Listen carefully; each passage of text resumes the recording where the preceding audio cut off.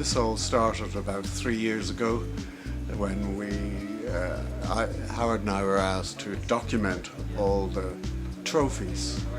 It was felt that some of the trophies in the trophy cabinet went back to 1938 and nobody knew anything about them. Hello. So that's how it started. Now when Howard was on holidays, he started talking about the Bronze Age burial site to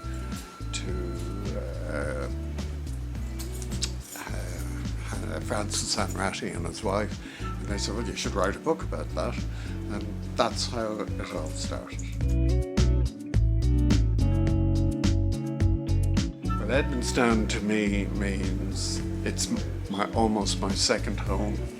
I've been involved and a member since 1985, I think it was.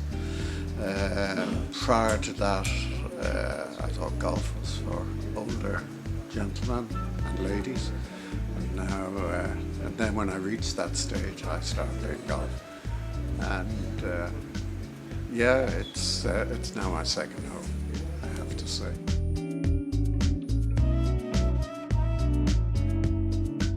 Yeah, my fascination, I suppose, with the golf club is that I grew up on 80 acres of land in Temple Oak, where we farmed. That was in 1940s, and the love of the land has been imbued in me since then, and walking around the golf course is a reasonable substitute for walking around the farm. Tonight's launch is a new experience for me.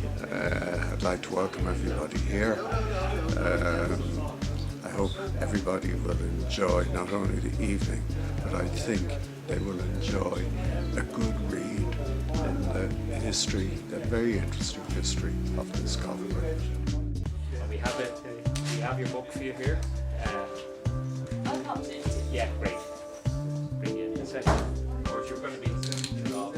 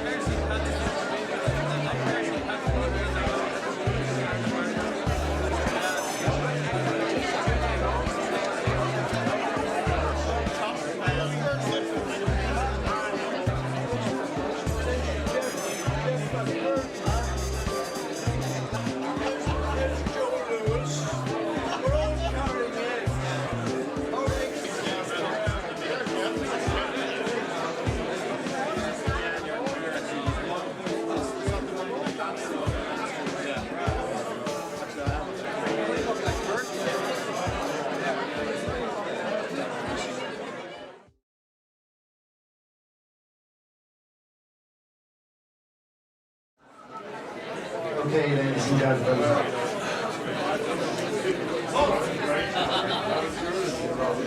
Ladies and gentlemen, could I have your attention, please?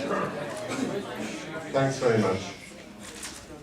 Before we start the official proceedings, I'd just like to, I'm sure most of you are aware of the loss of a very favourite member of Edmondstown, Dr. Louis Jacobson, last Friday.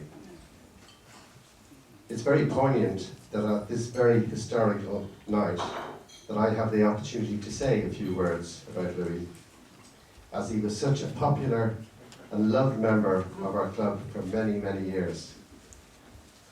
When I joined in the 70s, he was such a wonderful golfer that we all looked up to him. And for his kindness to me as a new member, it was something that I personally will never forget. Not only was he this great golfer, but also a wonderful Irish international cricketer and rugby player, playing at the highest level. I had the job last year to catalogue the winners' names for all the beautiful cups that are in the cabinet just around the corner there, and Louis' name featured on almost every cup numerous multiple times. His last great victory was in the Captain's Prize in 1994, but he previously won it in 1977 and 1979, and when he won it in 94, he was in his 70s. When I was captain in 91, he proposed the toast to me at my dinner and entertained the guests with his great stories and jokes. His most famous joke, a lot of people will remember this, was called the Chinese Detective. It was requested from him at every dinner that he attended and at club matches he attended, and everybody loved those jokes. He was a fantastic teller of tales.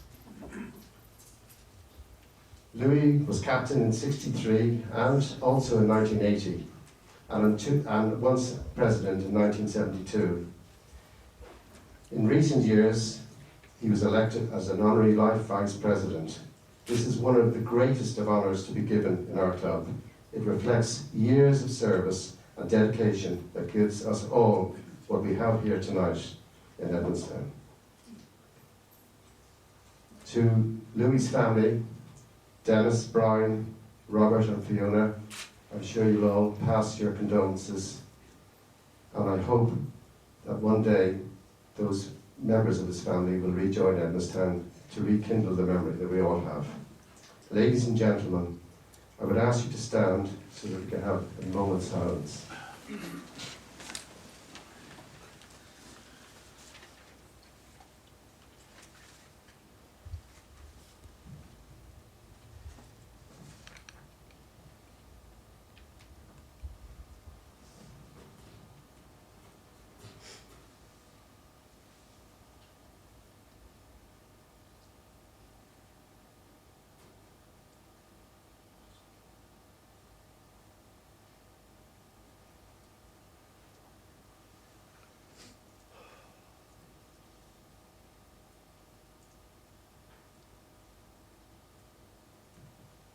Thank you very much, everybody. Thank you.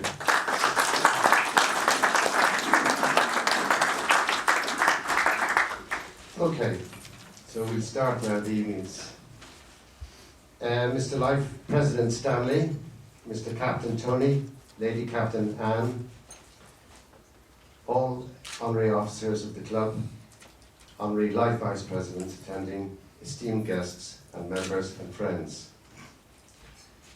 As your President in his final weeks of office, it gives me enormous pleasure to be presiding at this very important event, the launching of the portrait of the Golf Club, Edmondstown 1944 to 2014. For me personally, this club in the last 30 to 40 years has been my second home, where my love for the game of golf was fostered. Over those years, I have seen extraordinary changes. Some I was a part of, and other changes by delegate members that have brought the club to where it is today.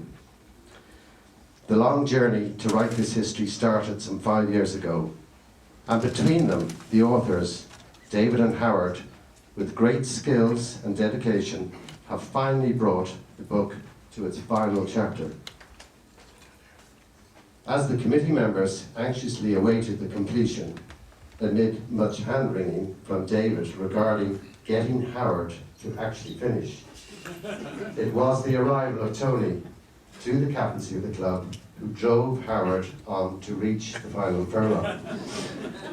I honestly believe if Tony hadn't been around, pushing and cajoling, we would not be here tonight. So Captain Tony did the job, and many thanks to him. However, now all of a sudden, the committee were suddenly faced with the enormity of finding some €20,000 to pay for the publication costs. I can remember the downcast faces at the committee meetings when Tony announced the fundraising options. He was so upbeat and enthused by the whole idea that he announced that he would actually underwrite the entire cost if his actions failed. I'm not quite sure if Anita knew about this, but that was the pledge he gave the committee.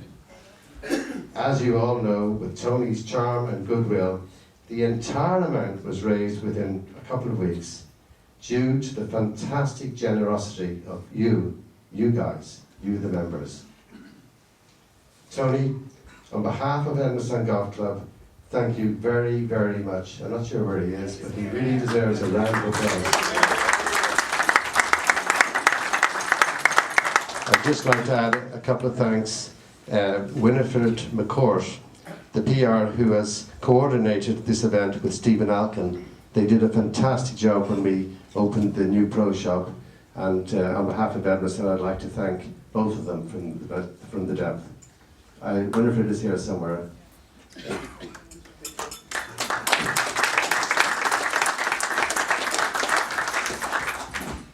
History, it is said, can be defined as the telling of a story. And if this be true, then David and Howard have succeeded magnificently in chronicling the events, characters, myths, and legends that go to make up the story of Edmondstown Golf Club over the first 70 years of being. But history would not be worth writing or indeed reading if all it did was tell a story. A work of history should allow us to take meaning out of its pages, and in that regard, this great labour of love indeed allows us insight into many important meanings. That out of bad can come good. Ireland in the 40s was an inhospitable place to anybody perceived as being different. Prejudice was a commonplace, and this extended very much into the golfing arena, where there were certain exceptions like clubs like Greystones and the Castle. Jews were not welcome, and hence the need for our founders to establish a club where they could play golf in a friendly environment. But from the evil of prejudice came good. Edmondstown is today one of the most friendly, welcoming and inclusive golf clubs in this country. The book illustrates well the desire in humans to find a sense of belonging, the need for friendship and camaraderie, and a place where people can challenge themselves to be the best they can and compete honestly and fairly with other golfers. It also demonstrates how the dreams of people can go through creativity, hard work, persistence and determination become a reality. I think the founding fathers of this club would be very proud of what their dreams have become in terms of the wonderful course and facilities we have, and the clear pride of the club members in their legacy, as evidenced by the enormous commitment to this history project and the attendance here tonight. It is important, in my view, to understand that the history of a dynamic organisation like Edmondstown Golf Club is not solely about the past. History is, in fact, a continuum drawing from the past, as represented in David and Howard's wonderful book, going through the present, even if this gathering on occasion this evening is a major part of our history, as represented by our current membership, but also our future. History should focus our minds on the future, and as I look forward, I see indeed a very bright future for this club. the number and strength of our cadet, student and young adult sections, the fact that we are in the middle of welcoming in the largest influx of new members Edmondstown has ever witnessed, and the quality and commitment of our membership to the various committees and work groups that drive the club. All of these reasons for us to be hopeful and confident that this great club best days are ahead of us. I believe the timing of this publication is very appropriate from a number of perspectives. Firstly, it is coming at a very important time in the development of our own club with the increase in our membership numbers, and that it will hopefully give present and future members a sense of our past.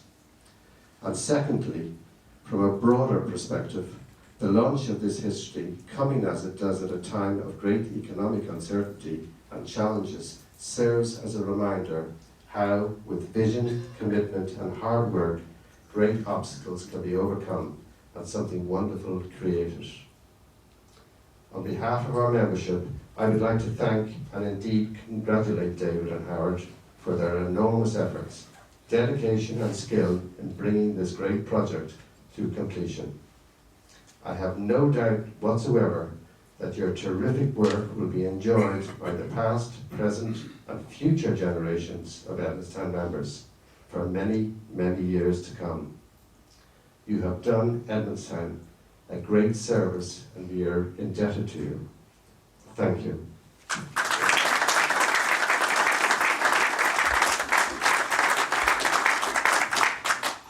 Okay, I'd now like to call upon our life President Stanley to say a few words on this important occasion.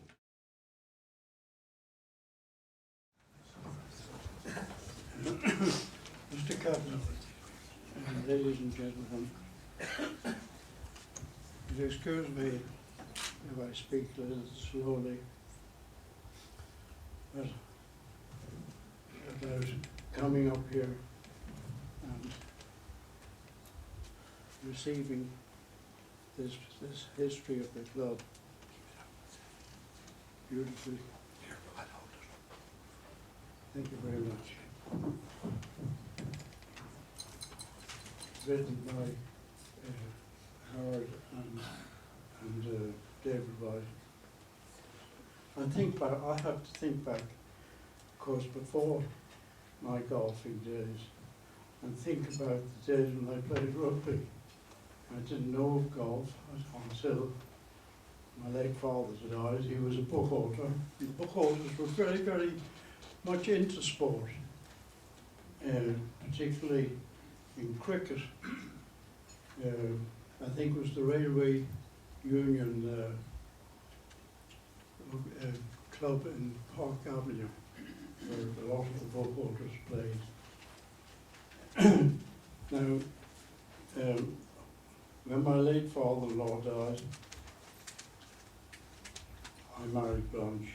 We took up golf and played with two sadly past members, Sue, Victor and Marion Newman in Bray. And then in 1944, Edmondstown was founded by the Maccabean Golfing Society. So they are the founding members of this club. I see in front of me here a gentleman, I think he's a little older than I am. Blanche and I were married, have been married, all married over 17 years. And Alf was married in the same year in 1942. And now,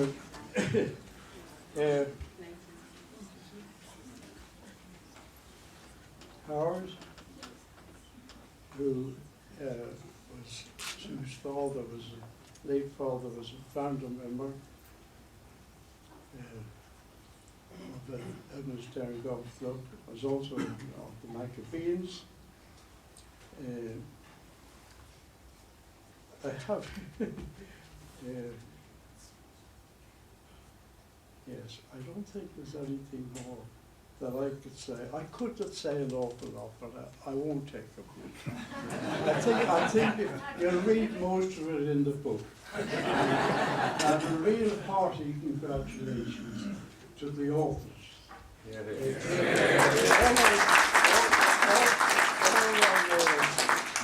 I only heard from Howard last week that we had a little one-bed apartment in Calaveras, and he used to be asking me questions about Edmondstown Golf Club of the early days.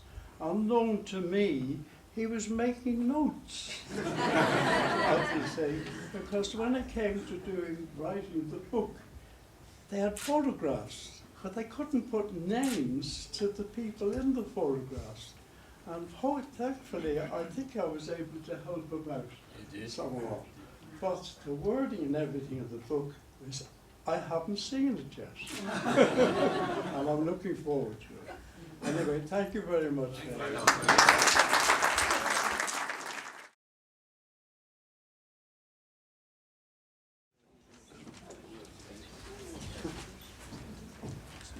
You'll be glad to hear this will only take about 6.5 minutes.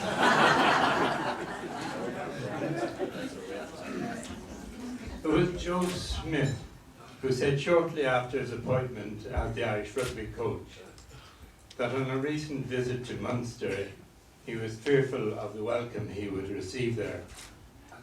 He felt the Munster supporters had to be handled carefully.